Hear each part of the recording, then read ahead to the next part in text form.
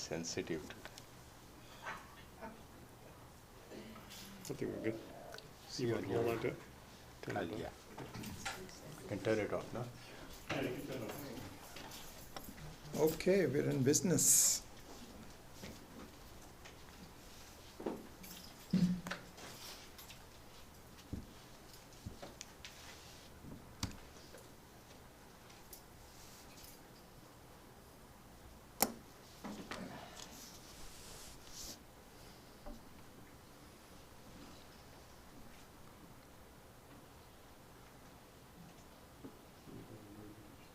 Okay, shall we start? Om Sahana Vavatu Sahanau Bhunaktu Sahaviryankaravavahai Tejasvinavadhitamastu ma vidvishavahai. Om Shanti Shanti Shanti. Mauna Vyakhya Prakatita Parabrahma Tattvam Yuvanam Varshishthante Vasat Rishiganayaram Karakalita Chenmudramanandarupam Swatma Ramam Mudita Vadanam Daksh Sakalamuni Janana Jnanadatar Maharat Tribhuvana Gurumisham Dakshinamurti Chitram Vatataror Mule Vriddha Shishya Gurur Yuva Guvidyanam Bhishaje Bhavaroginam Gurave Sarvalokanam Dakshinamurtaye Namaha. Om Namah Pranavarthaya Shuddha Jnanaikamurtaye Nirmalaya Prashantaya Dakshinamurtaye Namaha. Ishvaro Gururatmeti Murti Bheda Vibhagine Vyomavad Vyapta Dehaya Dakshinamurtaye Namaha. Om Pasyanatmani Mayaya Bahirivot Bhutam Yatha Nidraya Yat Sakshat Kurute Prabho Dakshinamurtaye Pampunaha Maya Kalpita Desha Kala Kalana Vaichitriya Chitri Kritam Maya Viva Vijrambhayatyapi Maha Yogi Vayasvechaya Tasmai Shri Guru Murtaye Namaidam Shri Dakshinamurtaye Yasyaiva Sphuranam Sadatmakam Asatkalparthakam Bhasate Sakshat Tattvamasi Veda Vachasa Yo Bodhayatyashritam Yat Sakshat Karanat Bhavena Punara Vrittir Bhavambo Nidhau Tasmai Shri Guru Murtaye Namaidam Shri Dakshinamurtaye Nana Chitra Gatodara Maha Deepa Prabhabhaswaram Jnanam Yasya Tu Chakshuradhikarana Dwara Bahispandate Janami Titameva Bhantam Anubhati Etat Samastam Jagat Tasmai Shri Guru Murtaye Namaidam Shri Dakshinamurtaye Deham Pranamapindriyanapi Chalam Buddhim Cha Shunyam Viduhu Stri Baland Jadopamastwamiti Bhranta Bhrisham Vadinaha Maya Shakti Vilasa Kalpita Maha Vyamoha Samharine Tasmai Shri Guru Murtaye Namaidam Shri Dakshinamurtaye Rahu Grasta Divankarendra Sadisho Maya Samachadana Sanmatra Karanopasamharanato Yo Bhut Sushuptav Puman Pragaswap Samiti Prabodha Samaye सप्रत्यभिज्ञायते तस्मै श्रीगुरुमूर्तये नमः इदं श्रीदक्षिणामूर्तये बाल्यादिषु अपि जागृदादिषु तथा सर्वास्वस्थास्वपि व्यावृत्तास्वनुवर्तमानमहम् इत्यन्तःस्फुरन्तं सदा स्वात्मानं प्रकटीकरोति भजतां यो मुद्रया भद्रया तस्मै श्रीगुरुमूर्तये नमः इदं श्रीदक्षिणामूर्तये विश्वं पश्यति कार्यकारणतया स्वस्वामिसम्बन्धतः शिष्याचार्यतया तथैव पितृपुत्राद्यात्मना भेदतः स्वप्ने वाग्प्रतिवाय एष पुरुषो मायापरिभ्रामितः तस्मै श्रीगुरुमूर्तये नमः इदं श्रीदक्षिणामूर्तये भूरम्भांस्य नलो नीलोऽम्बरमहर्नार्थो हिमांशुः पुमान् इत्याभाति चराचरात्मकमिदं यस्यैव मूर्त्यष्टकं नान्यत्किञ्चन विद्यते विमृशतां यस्मात् परस्मात् विभोः तस्मै श्रीगुरुमूर्तये नमः इदं श्रीदक्षिणामूर्तये सर्वात्मत्वमिति स्फुटीकृतमिदं यस्मादमुष्मिंस्तवे तेनास्य श्रवणात् तदर्थमननात् ध्यानात् च संकीर्तनात् सर्वात्मत्महाविभूतिसहितं स्यादीश्वरत्वं स्वतः सिद्ध्येतत् पुनरष्टधा प्रणतं चैष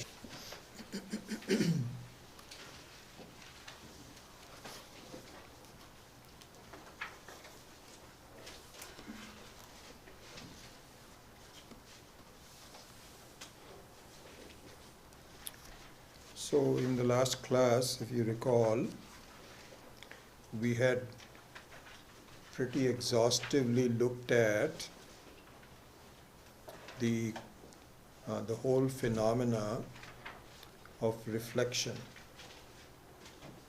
and that the relationship between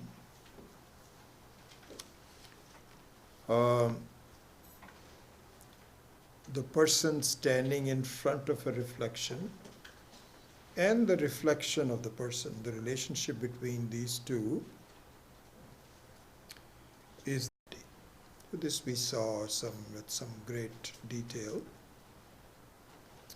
And really this constitutes the crux of our life.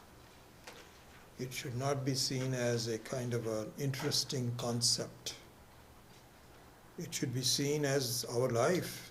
I'm able to distinguish between myself and my reflection.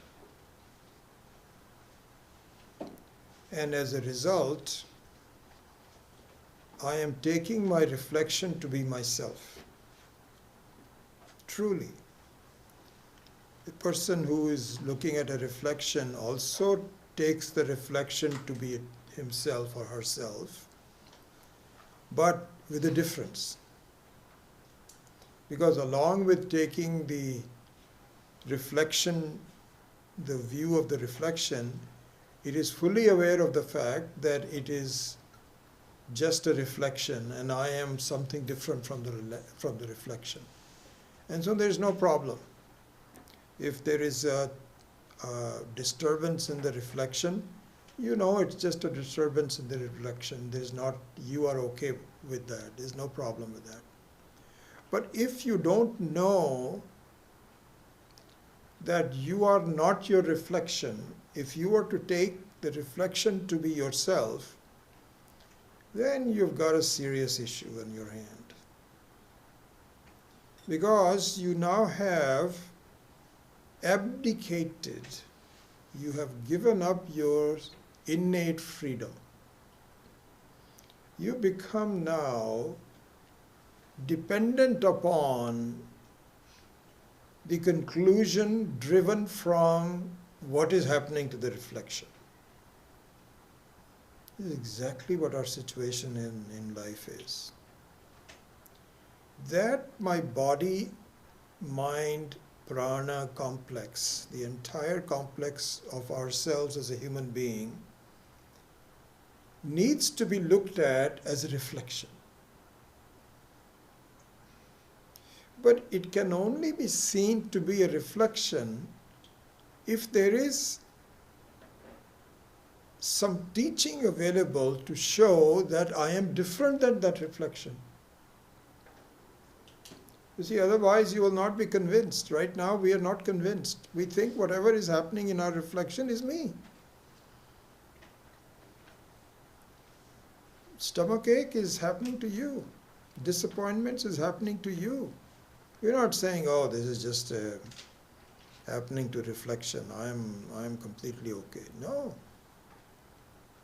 We are equating the reflection with me. If the reflection is tall, then I'm tall. If the reflection is old, then I'm old.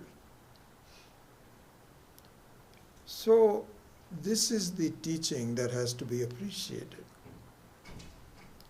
That really speaking, the reflection has nothing to do with you. But I do not yet appreciate it. I'm just like a spiritual child that doesn't really understand. And we think that even after we understand a little bit, we have some introduction to it, we still don't quite get it. Because the experience of the reflection is still seen to be my reflection. So this verse, number 4, Nana Chidragadodara Mahasdivas Bhaswaram, it throws light on this whole phenomenon.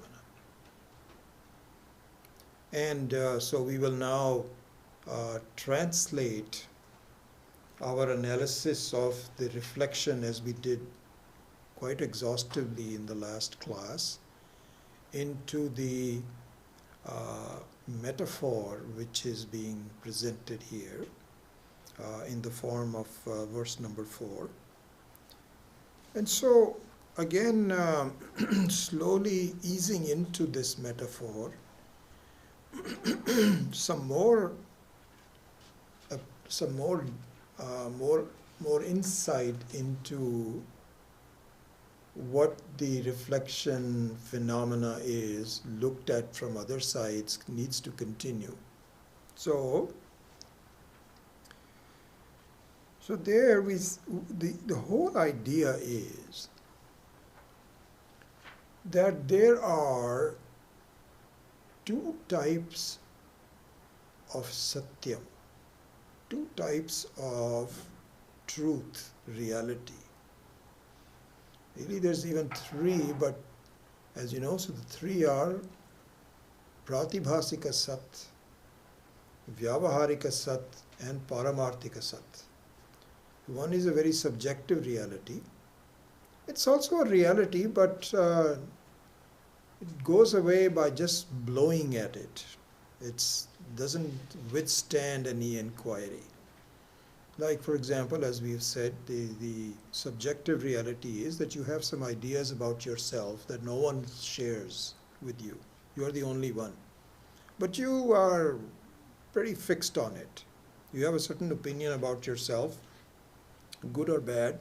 This is the way I am. And other people don't see it that way. So this is what is called Pratibhasika Sat, subjective reality. And this can be dismissed by some psychoanalysis, some psychiatry, some friendly advice from people, and it goes away.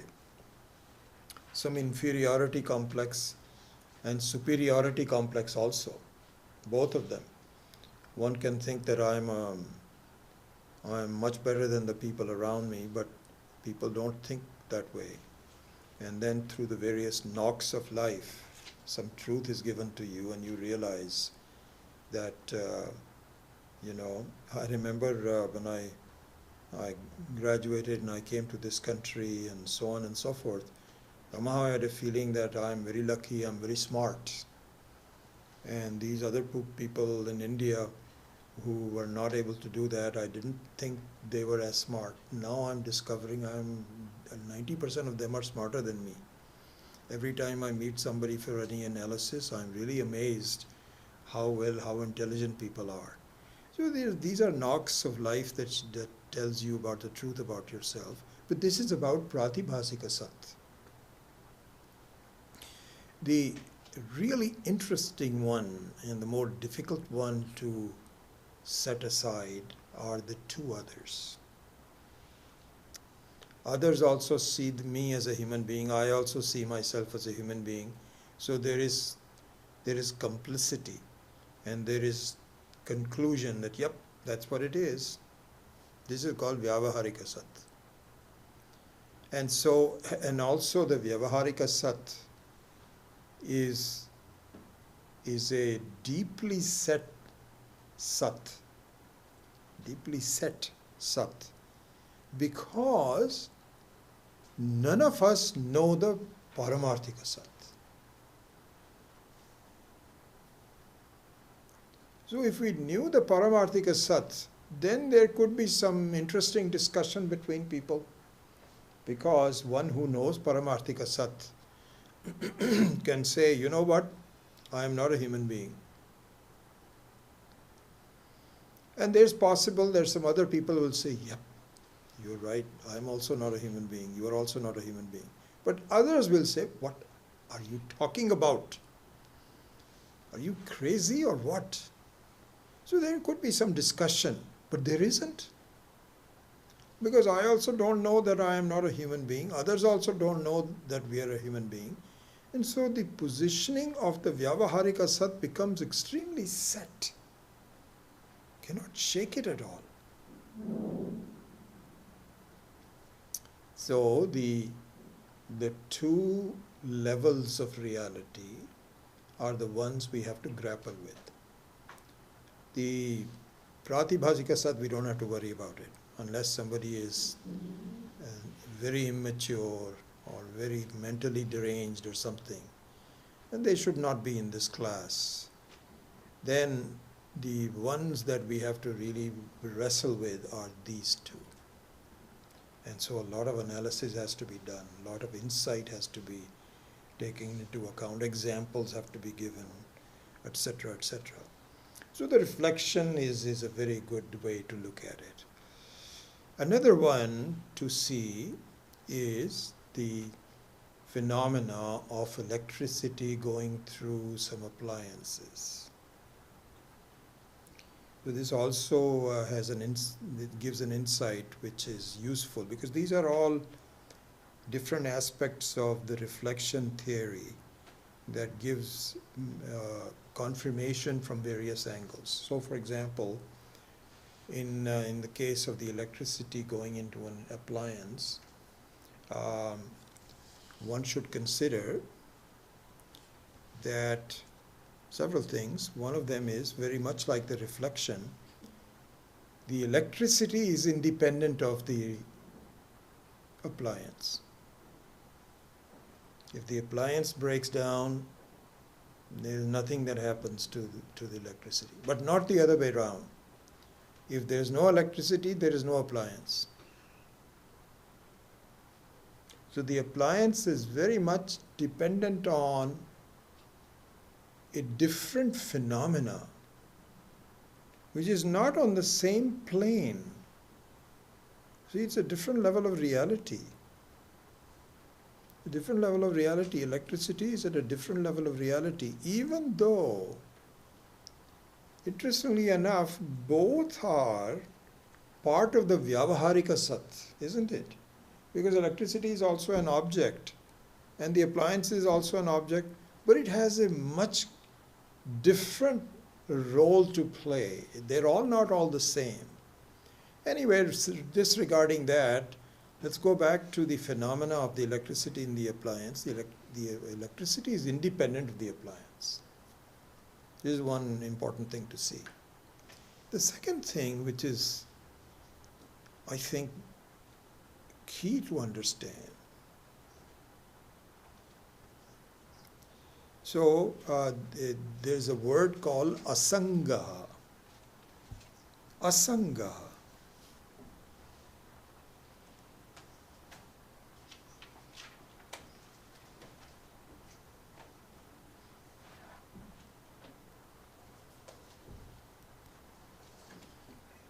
Asanga means,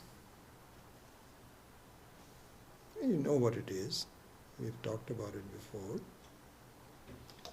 This means unrelated.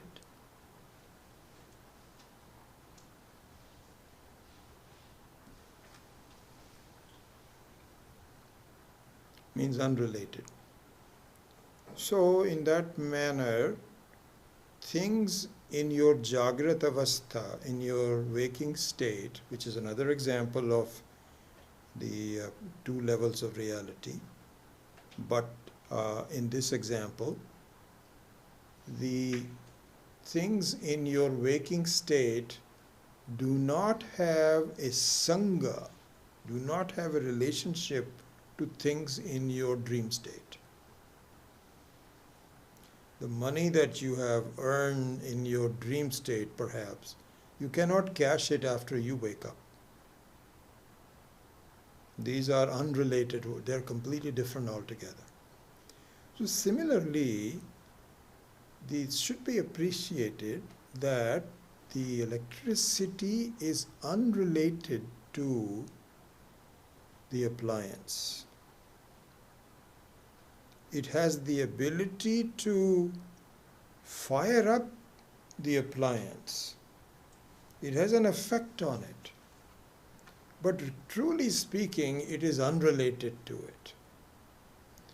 It has the ability to make the appliance function. That much you can say, but without really having any relationship to it. So one very interesting thing to see here, this is an example, it's an important thing to see. The electricity cannot generate warmth. And electricity, you cannot turn the electricity on and address the low temperatures. You cannot do that. What you can do is to, on the electricity, can generate the heat, like a heater. Similarly, there can be a bulb. The electricity cannot generate light directly. It has to be seen. This is an important thing to see and keep in mind. But the lower level of reality which the electricity can represent, which is an appliance, can in fact interact with other things. So here's the thing.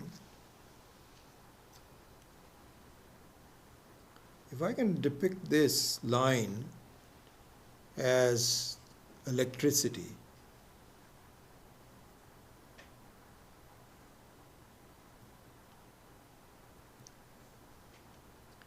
and some phenomena here, let's say darkness,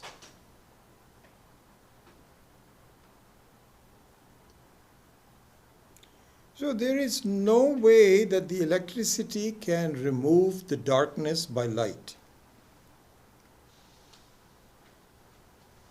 What it can do is to generate a light in the form of a bulb.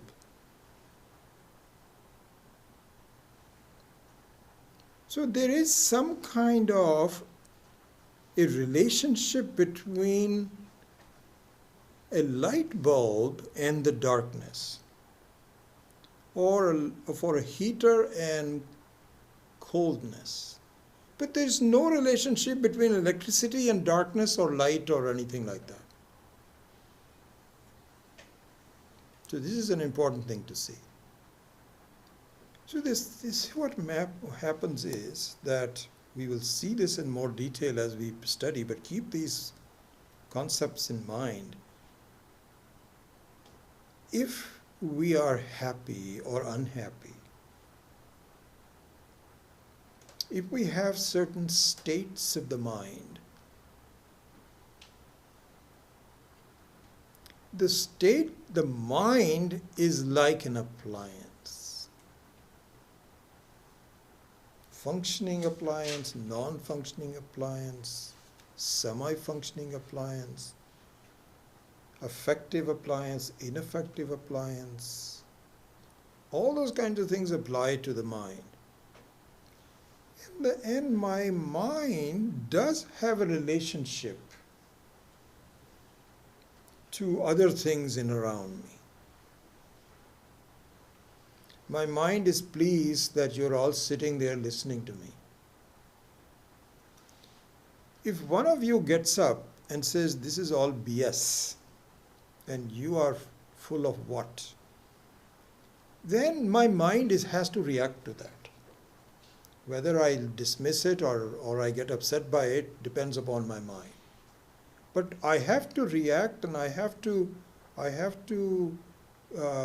take care of the things around me. So here's the thing. My mind is something which is the same level, but not I, the Sakshi. It is I, the Ahankara. So really what happens is, this is very much like that. I can redraw this picture. There is a Sakshi.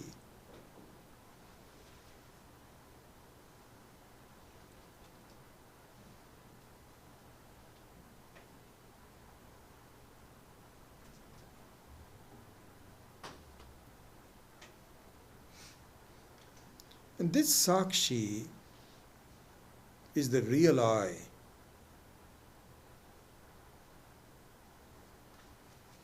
So this is the Paramarthika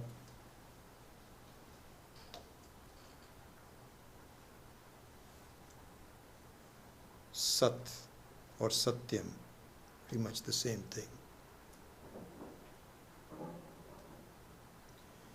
And Jiva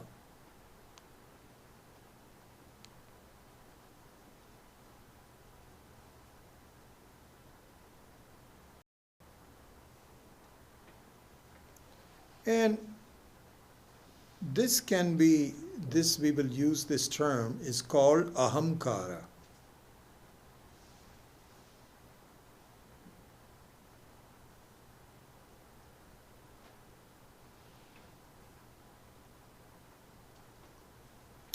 The Ahamkara means the I thought.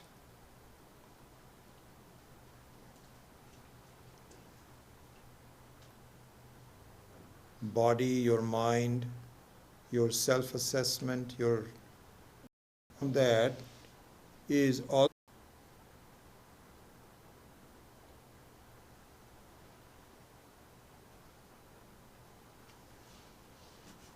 So Mamakara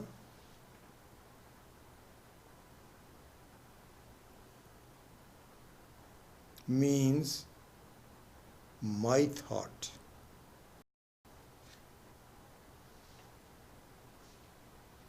Not I thought, but my thought.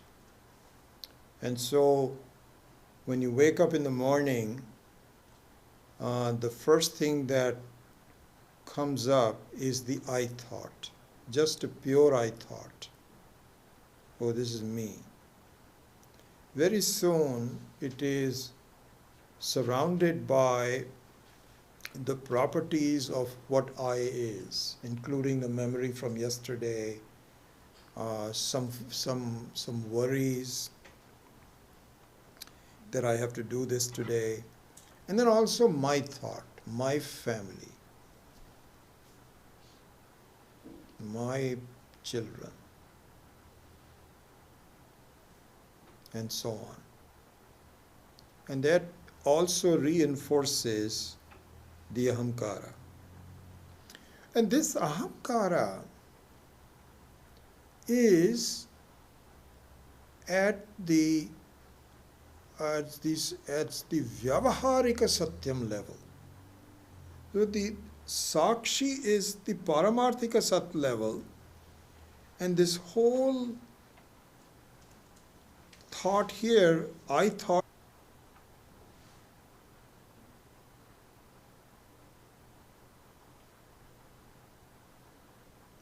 vyavaharika means transactional level. And as a transactional level, this is on the same level as the rest of the world.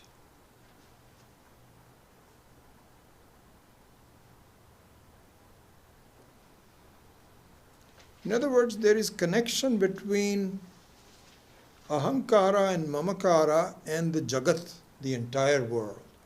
There is give and take, there is connection, there is effects, causes and effects. Those are appropriate. Just like, for example, there is a cause and effect relationship between the light bulb and the darkness.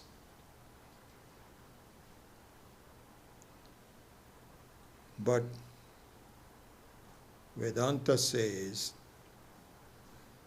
there is no connection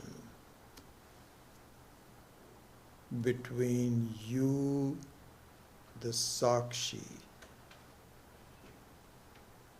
and the rest of the world. And in fact, there is no connection between you and Ahankara. No connection whatsoever. Asanga, no concept, no understanding of what a Sakshi is. So the whole difference between the Sakshi and Ahankara, and then to slowly convince you. You can convince it fastly, but we're not prepared for it. We're not prepared for it. That's all. Here Swami Paramarthananda made a very interesting observation. He says, the time for you, so a very good understanding and a clear understanding that this is just a play at a lower level of reality. So a complete understanding, this is what is called Jnana Yoga, is inversely proportional to Karma Yoga.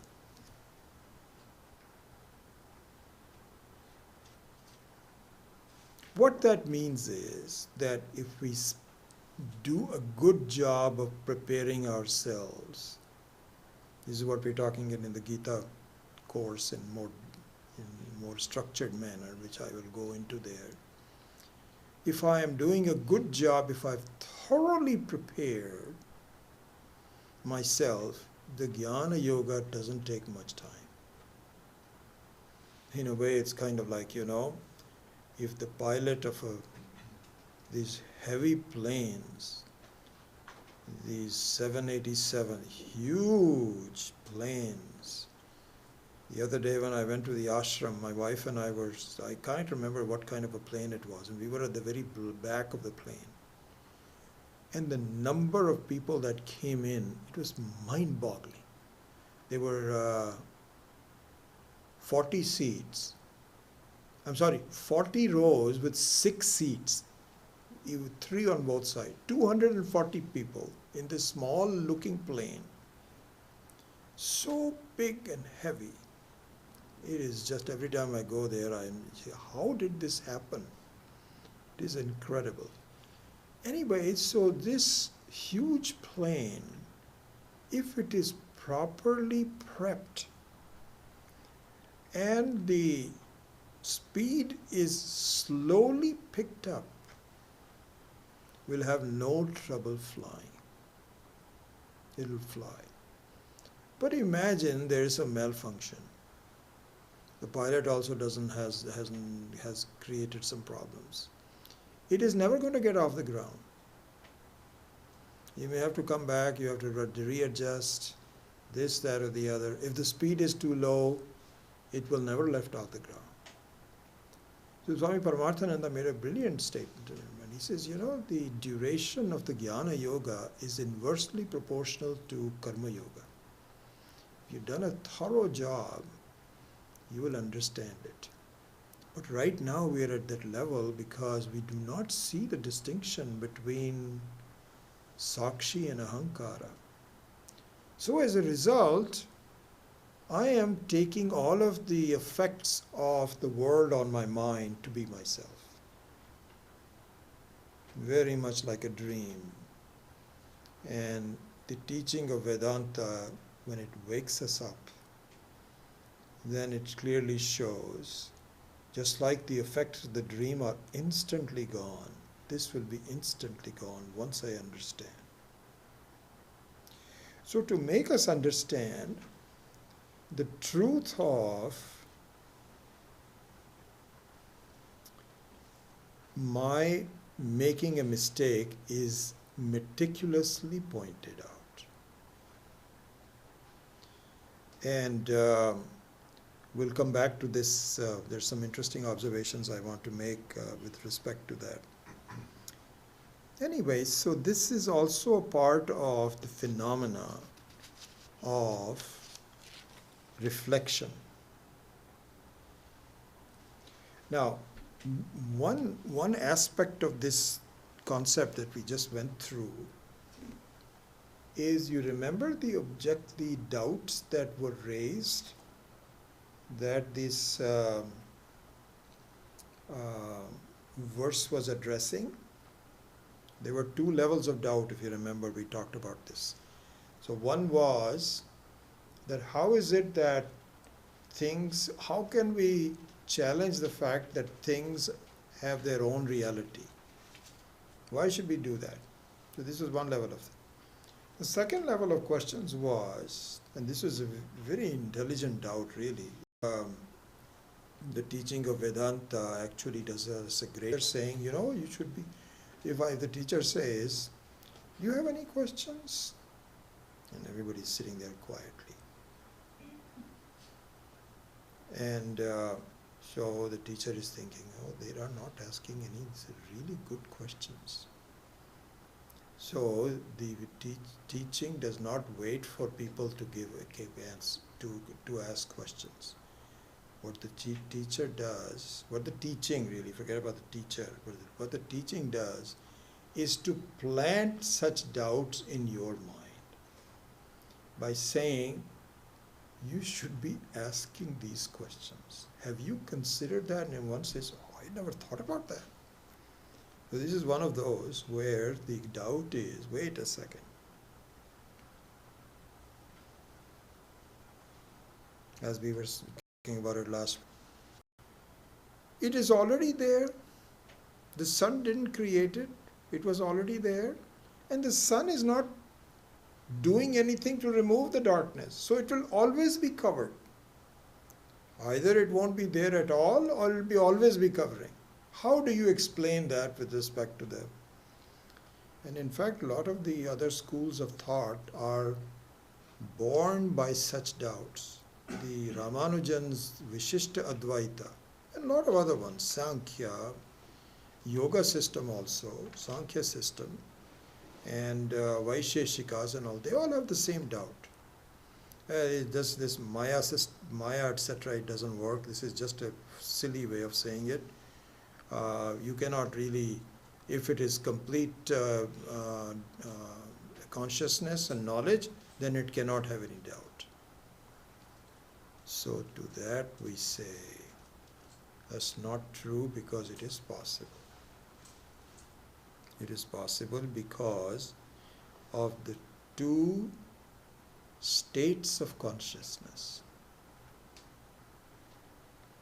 One is the higher state of consciousness, which is Sakshi, and one is the lower state of consciousness which is ahankara, which is a reflection. So yes, the original may not have any ignorance, but the reflection can. So for example, when you're looking at something in the mirror, and if it is dark, the reflection is not there, but you are still there. You cannot say the reflection has gone, therefore I am also gone. No. And the only thing that happens is, in fact that's what happens, you go in there and you turn the light on first if you wanted to see yourself in the mirror, because you cannot see yourself in the darkness.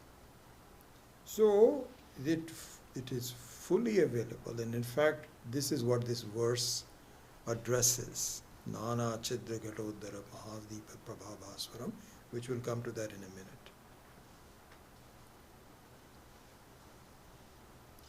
So what this means is this is an important thing to see. What it means is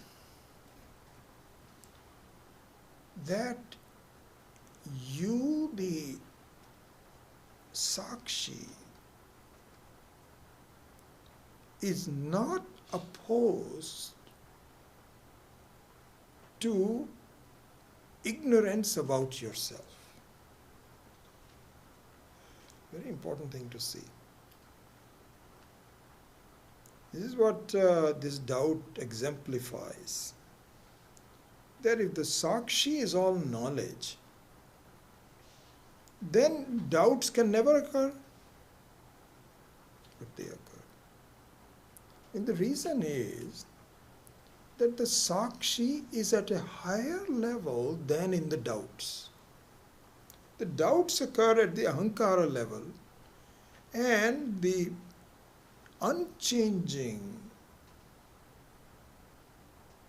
knowledge occurs at the Sakshi level.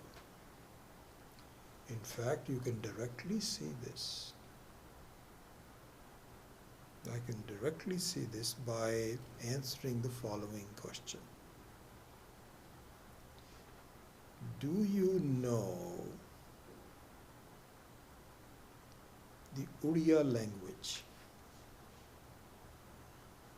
By the way, did you know this? This is something I learned this only in the last 4 or 5 years. You know the language of Sri Lanka, which is I think Sinhalese. Sinhalese is the language of Sri Lanka, was derived from Uriya. The reason is that they were very heavy settlers of Orissa into Sri Lanka very early on. We're talking about hundreds of years old. So the genesis of course they have changed it, so this is the beauty of this whole creation, is that people then make changes and it becomes the source of that is the Uriya language. This was news to me. Now, if I ask you, do you know the Uriya language? You will say either yes or no. One or two, you will not say, I'm not sure. You will not say this, I'm not sure. Hey, do you know it or you don't? You'll be one of the two. If I ask you, do you know the Uriya language? You will not answer, what are you talking about? I don't know what the heck you're talking about. If you're listening to my words, if you're asleep, then you won't even say that. That means you don't know what I'm talking about. But if you're awake, you will not say that. You will say either yes or no. So therein lies, this is the example of all this stuff. This is very simple. Sakshi and Ahankara, this is Paramarthika Sat, this is Vyavaharika Sat. Just look at it this way. If you know the Uriya language, you will be in one box. Yes. If you don't know it, you will be in another box called no. But none of you will say that unless you say, I know. Because I will say, how do you know you don't know Uriya? So you will say, what are you talking about? I know I don't know Uriya. I'll say, oh, okay, sorry about that, forgot you, okay. How about you? How do you know Uriya? He says, you must be silly. I know Uriya, don't give me these stupid things. So the Sakshi is at a higher level than the ignorance. See? It's at a higher level. And what is the nature of the Sakshi? I know. This is exactly what is said in the third line.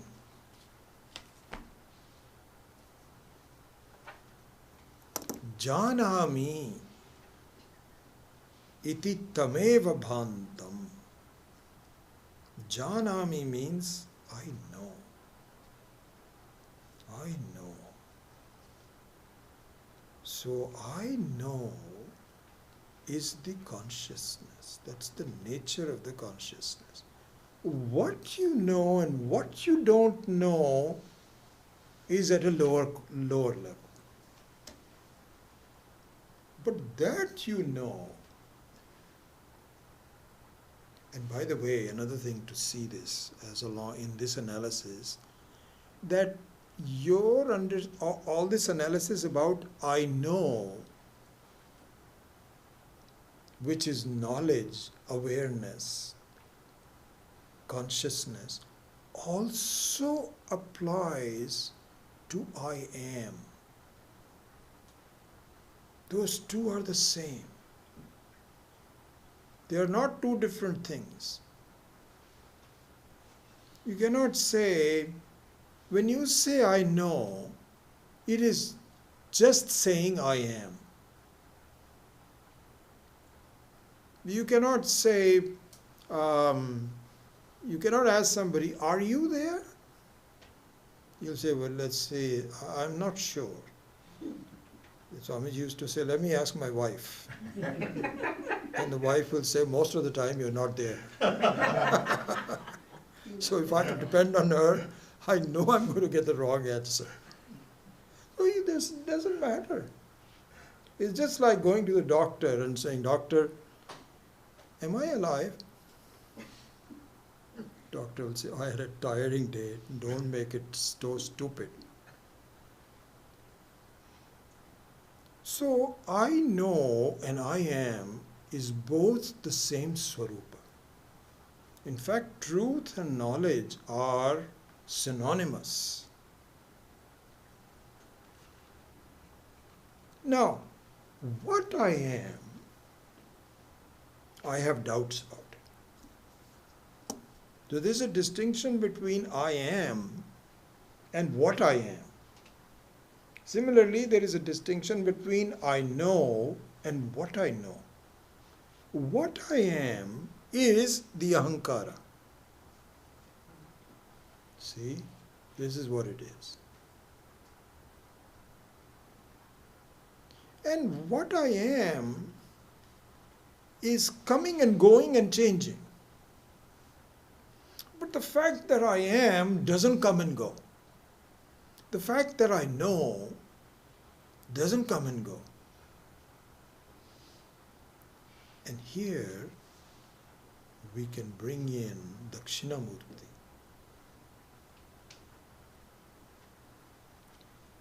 So Dakshinamurti is the Sakshi. It is the consciousness. So it is Shiva. And there now we can see Shiva is not different from me.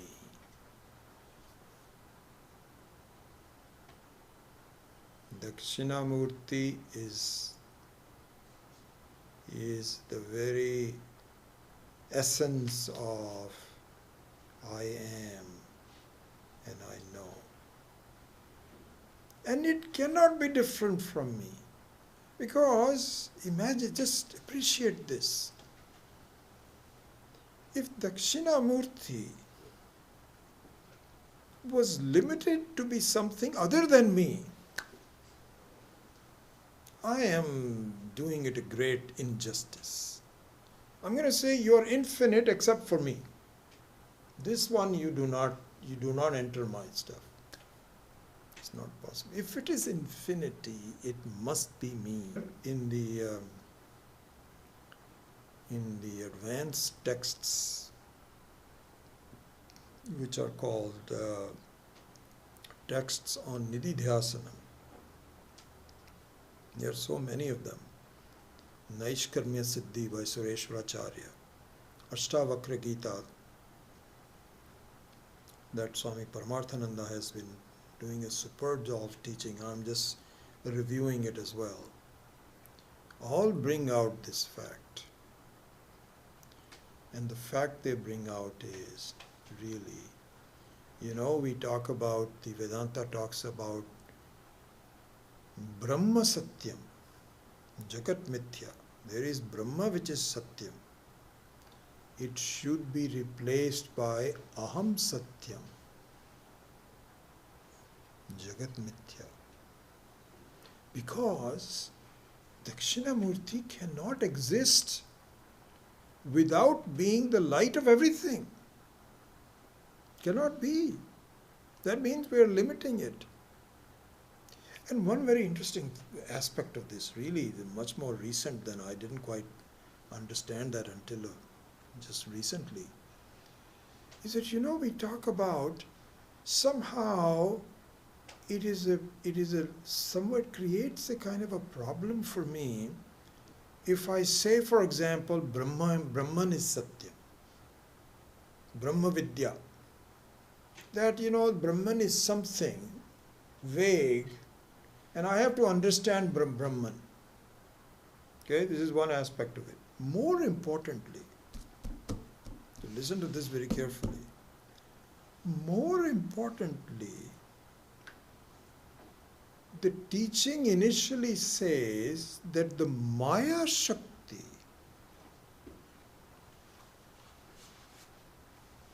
belongs to Dakshinamurti, to Ishvara. I'm equating Dakshinamurti with Ishvara, which it is. It's the same.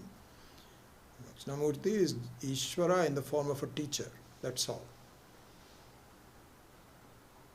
So we look upon the Maya Shakti as a power of Ishvara.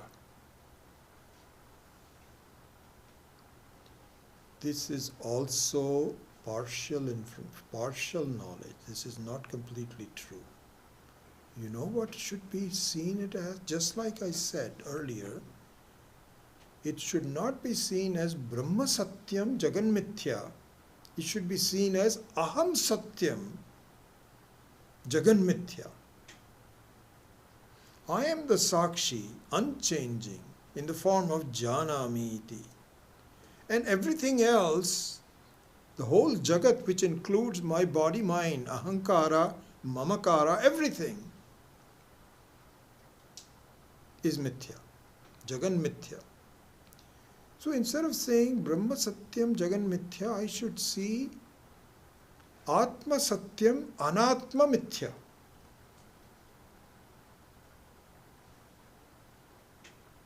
This is one thing.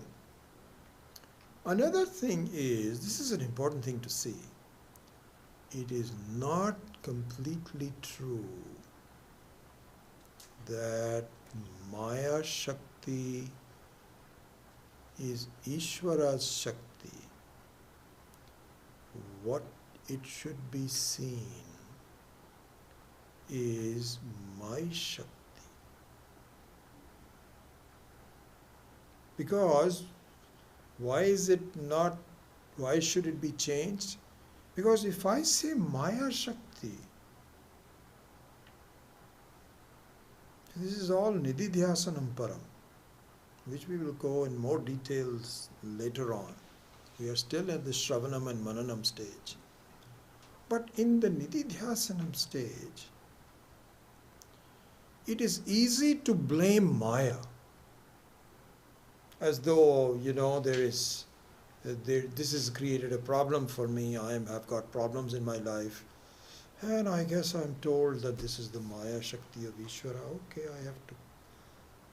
This is not a complete understanding. So just like Brahman has to be replaced by Aham. Why? Because I should see the phenomena. It's not to say that Brahma Satyam and Jagan Mithya. I have to see I am Satyam and the Jagat is Mithya. Similarly to that is the fact that it is my Shakti, a unique Shakti, that has been outsourced to me by Brahman, by Ishvara rather. It's been given to me, to everyone. And the effect of this outsourced Shakti, which is called Maya Shakti to me, is that it is confusing me. And what the meaning of this is, I have to take responsibility. I cannot wait for anything. I hope one of these days, Ishvara's Maya Shakti will be kind to me. And so you say, why are you just waiting for the Maya Shakti? Because it's very powerful. I am just a sort of a recipient. This is not the right thinking. In Nididhyasanam, the right thinking is, my goodness, I am the one which is causing the confusion for myself. And how am I causing the confusion? Because I'm taking the Ahankara and Sakshi as one. This is my Shakti to confuse myself. And this is the very many, is a result of my Maya Shakti. So what it really boils down to, my dear students, is that all this study, all this introduction and so on, is to make me think strongly and clearly that I am unnecessarily living a complicated life. I have to really sort it out, and my freedom is myself, and the fact that I am not free is my own creation. As I mentioned to you, I think in this class or maybe the other class, that there are 4 kinds of blessings, right?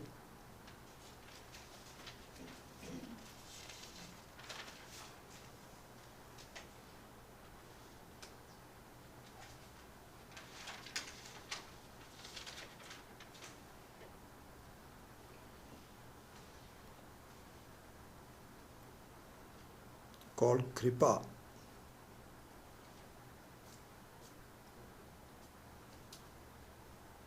Kripa can be taken as kindness.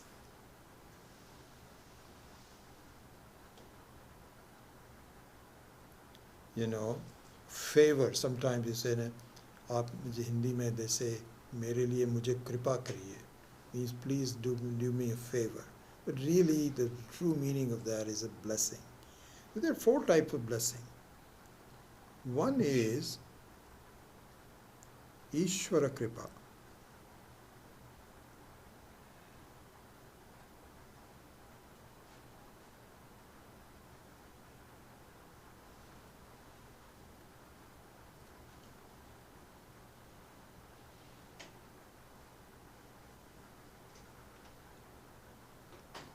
The second one is Shastra Kripa.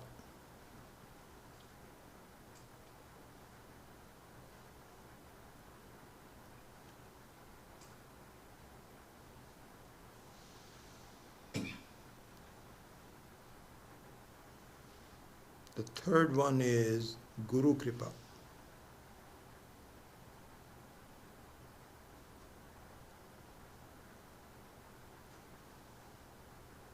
you know how to spell guru. I don't have to do that, but it has almost become an English language now. One of those things. There's a KNBR radio station, and there's a guy's name is Guru. So he's an expert in sports. Let's ask Guru what his opinion is. Every time I hear that, I say, what? He's taken that on himself. It's good. It's because Guru has become means not just a teacher, but an expert person. Kind of like, you know. And the last one is Atma Kripa.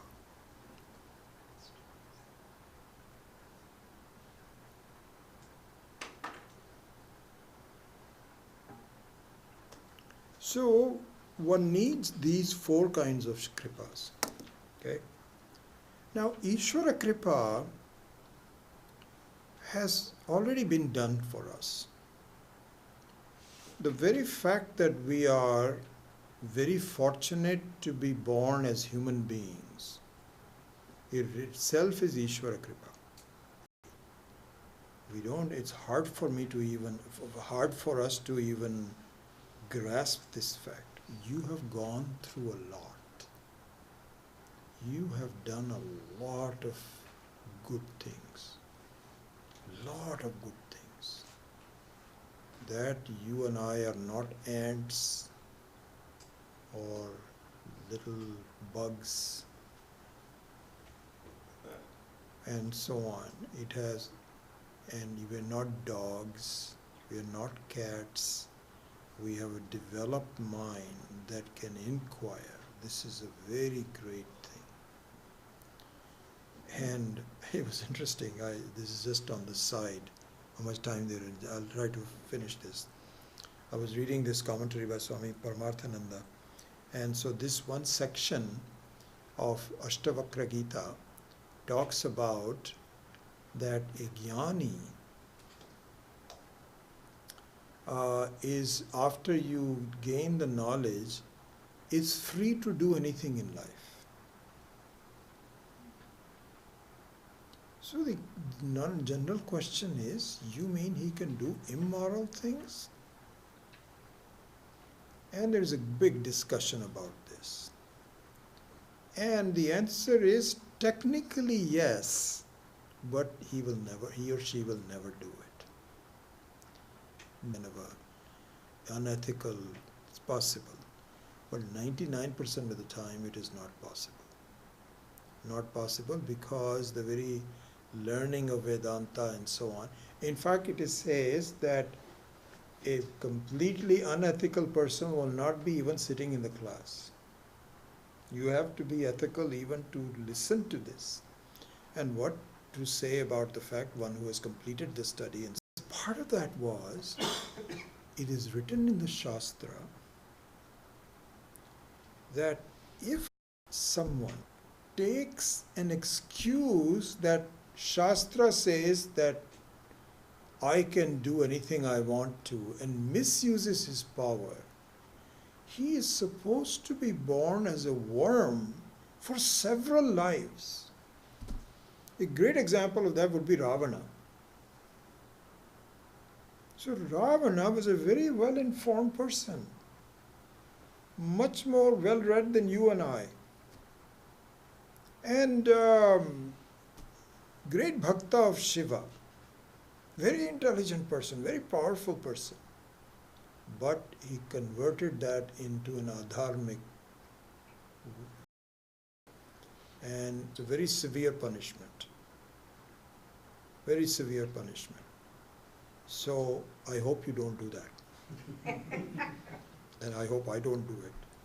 So what it is said is, Ishvara Kripa means just the fact that we are human beings, we are healthy human beings, we are alive, and also it brings us to the doorstep of this knowledge, this freeing knowledge. So all that is Ishvara Kripa. Then comes the Shastra Kripa. Shastra Kripa means a completeness of vision, supported by logic, with lot of patience, lot of examples and so on, and well kept through the very beginning of time, is Shastra Kripa. Guru Kripa means the ability to translate that to the student and to have the have the commitment. You should be very lucky that I don't travel 9 months out of the year, that I'm here teaching. I don't even allow minor sickness to really do that. And so that is some kind of a kripa from the Guru. But you know, the most important kripa you need, these are all supporting kripas. Ishvara kripa leads to Shastra kripa, which in turn leads to Guru kripa, and combined together, it leads to Atma kripa. And what is Atma kripa? Atma kripa is your work, yourself, to free yourself. To take all of this data, all of the understanding, and do something about it. Not wallow in the misery of samsara. This we have to take charge of ourselves. No one else can do it. No one else. If it was possible, then Krishna's teaching to Arjuna and Gita would not have been done. He was a great friend. He would have said, "Stupid Arjuna, go ahead and fight. Don't talk to me." Or he would have said, "Here, I put my hand on your head. You are emancipated. You are my best friend." Cannot do it. Why? Because it has to be through Atma Kripa. Because he has to go through this whole thing. "Yeah, I don't understand what you're talking about. Can you explain to me Jnana Yoga? Why is that superior?" Krishna says, "Oh my God. How long have we been talking?" He says, okay, let me tell you that one more time. It has to be understood. So here, this is an important thing to see.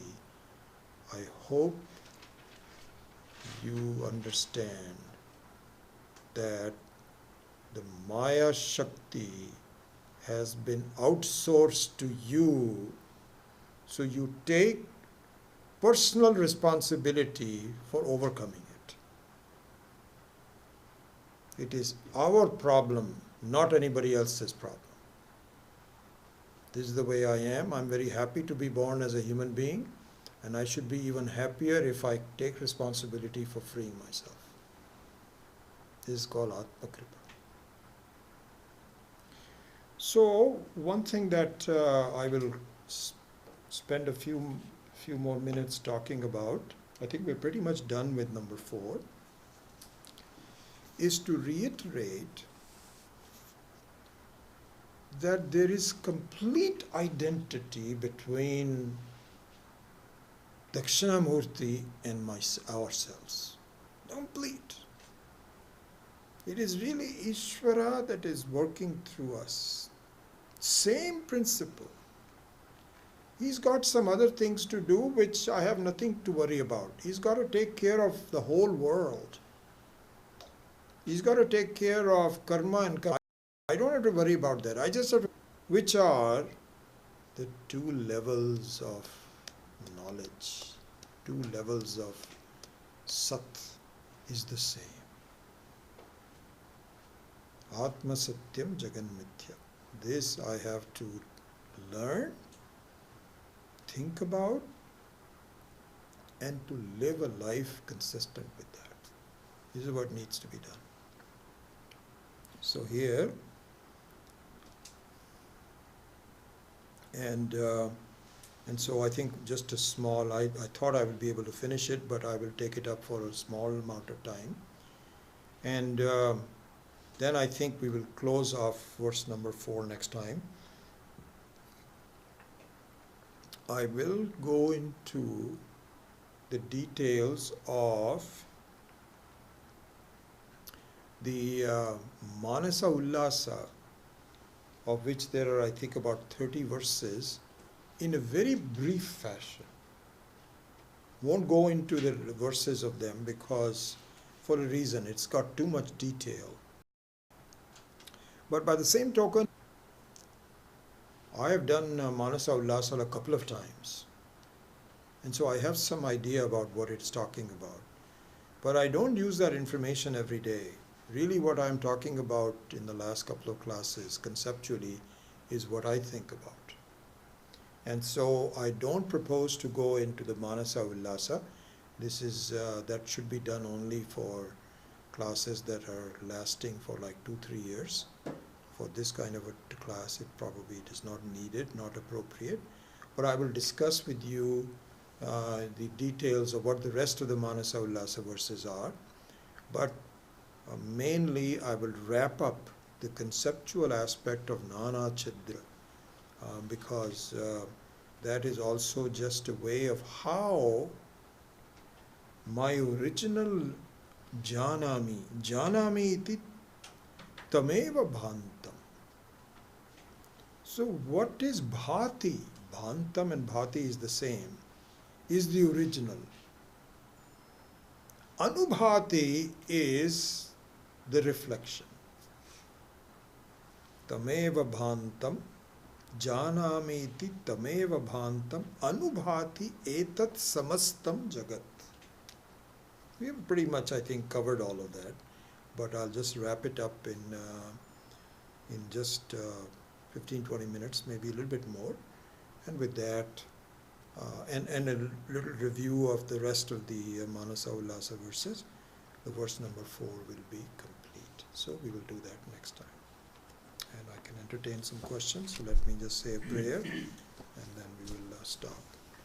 Om Asato Ma Satgamaya Tamaso Ma Jyotirgamaya Mrityor Ma Amritam Gamaya Om Purnamadav Purnamidam Purnat Purnamudachyate Purnasya Purnamadaya Purnameva Vashishyate Om Shanti Shanti Shanti Hari Om Shri Gurubhyo Namaha Hari Om.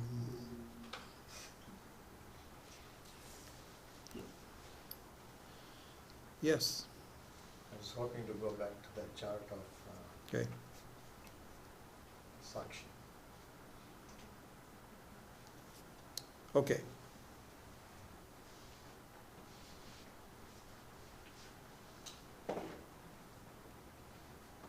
So here, if I say, I know that I know Hindi, Yeah. and this gentleman says, I know that I don't know Hindi. Yeah. The two eyes are the same. Yes. Totally. Totally. There's only one eye, which is Dakshinamurti, which is Shiva. Same eye. There's only one eye.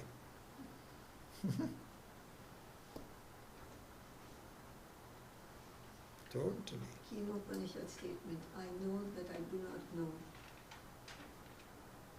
I know that I know. Same thing, yeah. Yeah, you got it.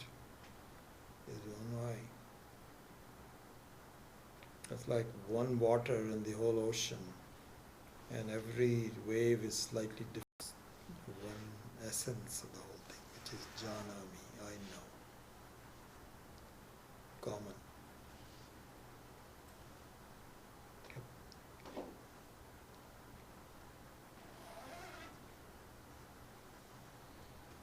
What is the difference between Krupa, Kripa, Daya, Karuna, Ashirvad? So I think they're somewhat the same, but maybe some of the context is different. Daya means empathy,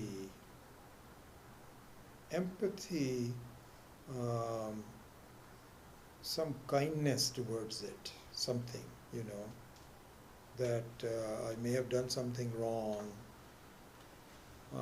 and please do be kind to me. It's kind of like, these criminals who have murdered someone, and when they're given a sentence, so they can go to the judge and say, please be kind to me. So then it all depends on the mood that the person is in. Either he can give him a strong dose or a dose. That's called daya to kripa. But anyway, the meaning of it includes daya, it includes all the things. This is a much more comprehensive blessing. Blessing also has a connotation that it's something which is unexpected, and something which whether I deserve it or not, something like that. So yeah, not a big difference in those cases.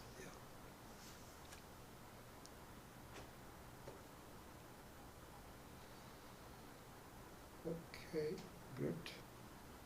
No more questions. You can leave home early today. Fourth, all these initial. So one other thing that I think I mentioned to you, and the next 2 or 3 verses are mananam oriented, more on thinking about how it's possible. And then the last few verses will be nididhyasanam param.